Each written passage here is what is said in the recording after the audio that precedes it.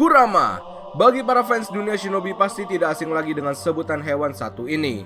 Di masa lalu di mana dunia shinobi belum dibentuk sekalipun, Kurama telah hidup sejak lama. Di mana ia sudah ada di era Rikudo Sennin. Ia masih kecil waktu itu. Setelah tragedi pemisahan dengan teknik Banbutsu Sozo, Kurama menjadi salah satu bagian dari Biju bersama ke-8 rekannya. Lalu bagaimana perjalanan monster berekor satu ini sampai era Boruto?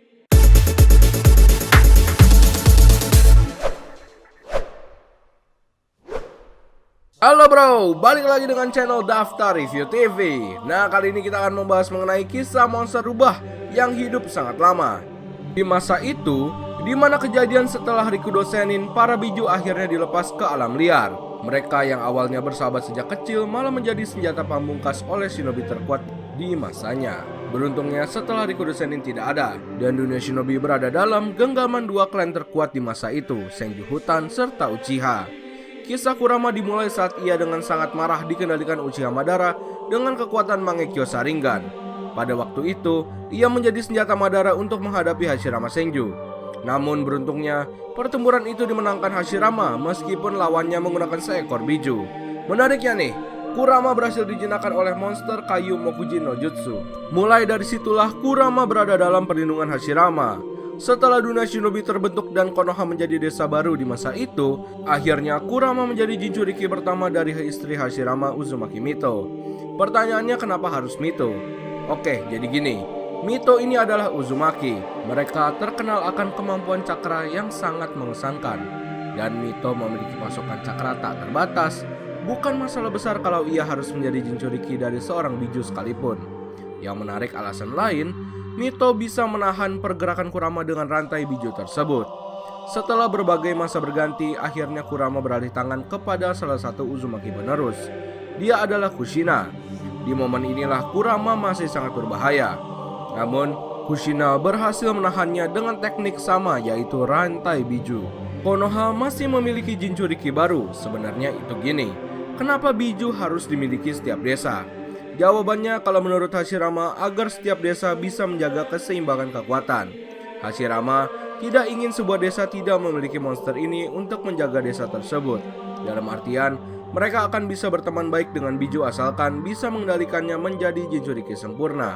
Itulah alasan Hashirama membagikan biju lain seperti Sukaku ke Sunagakure. Tapi, memang harus diakui Jinchuriki sempurna awalnya lahir dari Kumogakure no Sato. Kembali ke Kurama di Konoha. Momen saat itu setelah perubahan tahta Hokage yang jatuh kepada Minato, dan saat bersamaan Kushina pun sedang hamil besar anak pertamanya, pada akhirnya waktu itu tiba. Dan datanglah si Uchiha lain yang kelak akan menjadi villain besar di masa depan.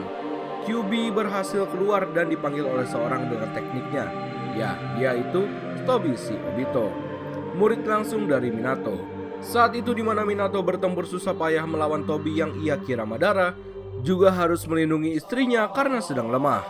Ditambah lagi Kyuubi keluar saat itu dan hampir memporak-porandakan Konoha.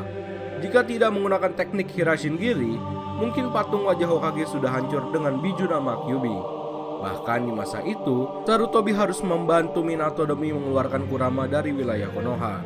Dengan kemampuan spesial dari Kuchihose-nya, tongkat adamantium King Enma, Kyuubi akhirnya mengincar buah hati dari Minato dan Kushina. Namun sebelum ia sempat, Kushina masih bisa menahannya dengan rantai biju tersebut meski kondisinya tengah lemah. Dan di suatu titik, kita melihat pengorbanan ibu dan ayah yang menjaga putranya. Inilah momen di mana Minato harus menggunakan kemampuan langka dan rahasia di saat itu. Teknik yang berasal dari Uzumaki dan terkenal bisa menyegel kekuatan kuat apapun, Shikifujin Shinigami. Minato akhirnya membagi dua cakra saat itu di mana Yin dan Yang. Satunya ia ambil ke dalam tubuhnya dan satunya lagi ia transfer ke dalam tubuh anak pertamanya.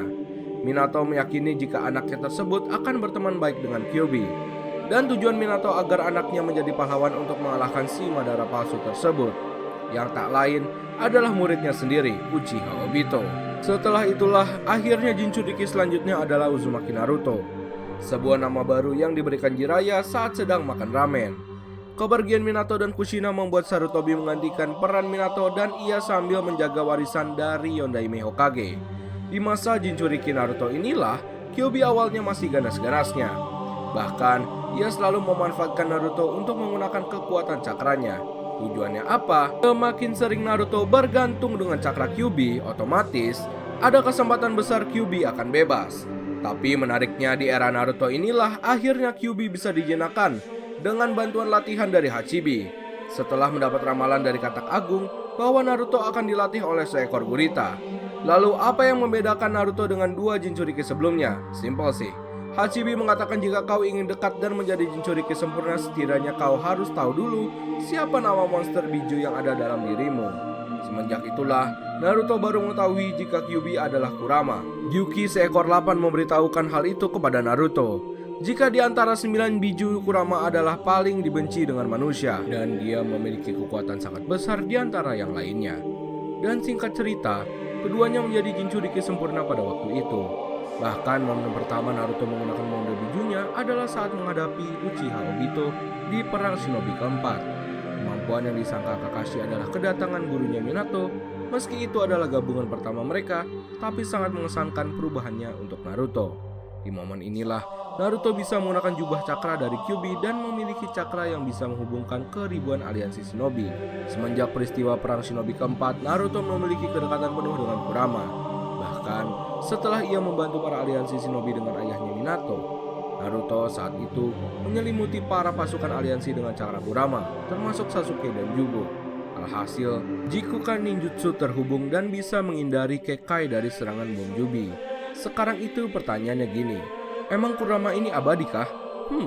Untuk ini mungkin bisa iya bisa tidak. Kalau dibandingkan dengan shinobi abadi semacam Kakuzuhi dan Orochimaru atau yang lainnya, tentu Kurama hidup lebih lama. Sebenarnya para biju sendiri telah melalui berbagai masa dalam dunia ninja. Mereka yang awalnya hidup di bawah perlindungan Rikudo, kemudian besar di alam bebas, dan ditangkap dan menjadi senjata bagi para shinobi. Lalu menjadi pembantu aliansi saat perang shinobi keempat, dan sekarang beberapa di antara kembali hidup di alam liar. Dan memang, sampai kepergian Jinchurikinya macam Han, Mizukage, atau bahkan Yugitoni, para biju ini masih hidup sampai sekarang. Untuk Kurama sendiri, ia masih ada di era Boruto dan terus menjadi penghubung dengan para biju lain melalui perintah Hokage. Menariknya, bagi Kurama, ia tidak memandang Naruto sebagai pelindungnya. Malah terkadang Kurama bertindak sebagai penjaga Naruto. Ada sebuah kejadian menarik. Saat itu, Kawaki sedang berjalan-jalan di rumah Uzumaki akan membenahi vas bunga yang pecah. Namun saat itu, tiba-tiba sosok kepala monster rubah mengagetkan Kawaki. Bocah itu sampai keringat dingin. Bagaimana bisa ada hewan raksasa di rumah kecil ini? Dari situlah Kurama mengatakan, jika Naruto dahulu memiliki kisah yang lebih pahit darimu. Jadi, hanya karena kau bekas anggota Kara, bukan berarti kau yang hidupnya paling susah. Kurama bahkan sedikit mengancam Kawaki untuk tetap tenang di rumah Hokage ke-7. Lalu sekarang gini, apakah Kurama ini bisa mencapai kekuatan tertingginya? Karena secara umum ia sudah paling kuat di antara semua biju saat ini. Ada beberapa momen Kurama sempat menggunakan mode-modenya.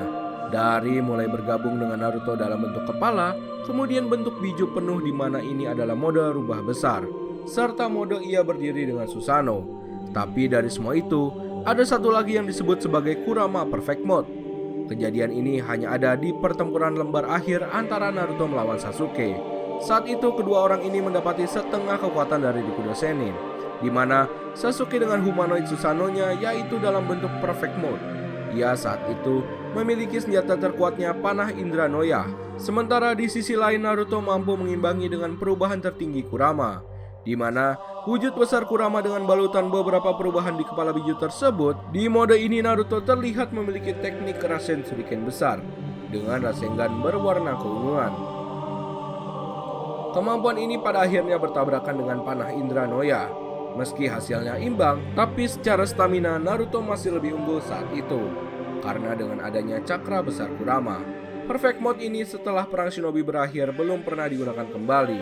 Bahkan di era Boruto kemarin, saat kedatangan trio Otsutsuki ke Konoha, Naruto hanya menggunakan kemampuan cakra Kyuubi melindungi diri dan ia mengorbankan diri agar bisa dibawa ke dimensi Otsutsuki dan bertempur di sana. Pertama, untuk menyelamatkan dan menghindarkan rakyatnya dari serangan Otsutsuki. Kedua, agar ia bisa bertempur dengan bebas. Perubahan Kurama dalam Perfect Mode-nya mungkin tidak akan digunakan sering-sering, hanya untuk pertempuran-pertempuran pamungkas. Jadi jika sekarang ditanya apakah Kurama masih bisa ke mode itu, kami rasa tentu masih. Karena Naruto sampai saat ini pun juga masih memiliki kekuatan Rikudo. Sama seperti Sasuke yang masih memiliki Rinnegan Rikudo Sennin. Yang jelas saat ini, Kurama menjadi orang yang selalu mengingatkan Naruto dalam momen-momen tertentu, menghubungkan ke berbagai biju lainnya, dan pula menjadi bagian dari keluarga Uzumaki. Dan peran krusialnya nanti adalah saat Naruto dan Sasuke dibuat terkapar oleh Jigen. Di sana Naruto yang sudah tak berdaya masih saja ingin menyerang, padahal dirinya terkena tongkat Jigen. Saat itu Kurama mengatakan, "Jangan bodoh Naruto, kau bisa memancingnya berbuat lebih padamu." Kemudian Jigen si Otsutsuki mengatakan hal ini, "Monster di dalam dirimu itu lebih bijak daripada dirimu sendiri Hokage." Bagaimana menurut pendapat kalian? Nah, itulah tadi pembahasan mengenai kisah monster rubah dan beberapa perubahannya sampai era Boruto sekarang ini. Oh ya, kita mau infoin juga nih. Kalau kalian mau beli produk anime macam jaket, kaos, dan yang lainnya, kalian bisa kunjungi official marketplace kami, namanya Daftar Review TV Shop. Nah, ini udah tersedia di Tokopedia serta di Shopee. Dan untuk akun Instagramnya, kalian bisa kunjungi dengan nama hanzomaru.id. Nah, ini untuk akun Instagramnya. Dan bagi kalian yang ingin custom case HP, mau desain anime atau produk apapun, kalian bisa kunjungi akun Instagramnya dengan nama drtv.customcase. Informasi selengkapnya kalian bisa cek di sini, kalian bisa japri di sini, dan kita sudah taruh link semuanya di deskripsi video Daftar Review TV. Oke, kita lanjut pembahasan. Terima kasih telah menonton video kami. Jangan lupa like and subscribe jika menurut kalian video kami bermanfaat. Sampai bertemu di video selanjutnya and see you next time. Bye bye.